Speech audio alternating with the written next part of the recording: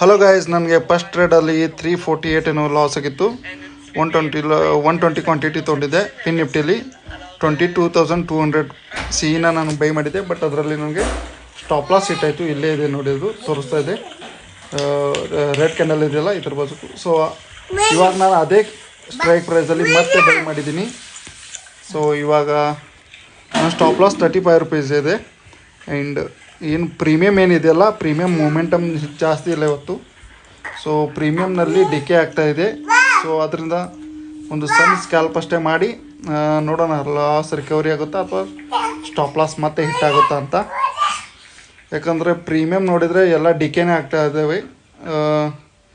Target ಅಂತೂ ಬರೋ chances ಕಮ್ಮಿ ಅನ್ನಿಸ್ತಾ ಇದೆ. ಯಾಕಂದರೆ ಸೆಲ್ಲರ್ಸ್ ತುಂಬ ಹೆವಿ ಇದ್ದಾರೆ ಇದರಲ್ಲಿ ಮಾರ್ಕೆಟ್ನಲ್ಲಿ, premium sellers.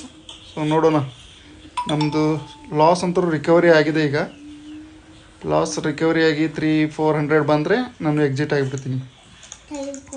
Let's see. Okay,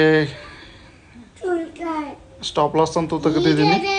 so ಇವಾಗ ಏನಿದ್ರು ಪ್ರಾಫಿಟ್ನೇ ಬುಕ್ ಮಾಡೋದು. ಲೆಟ್ಸ್ ಸಿ ಎಷ್ಟು ಬುಕ್ ಆಗುತ್ತೆ ಅಂತ. ಪ್ರೀಮಿಯಮ್ ಏನು ಮೂಮೆಂಟಮೇ ಕೊಡ್ತಾ ಇಲ್ಲ.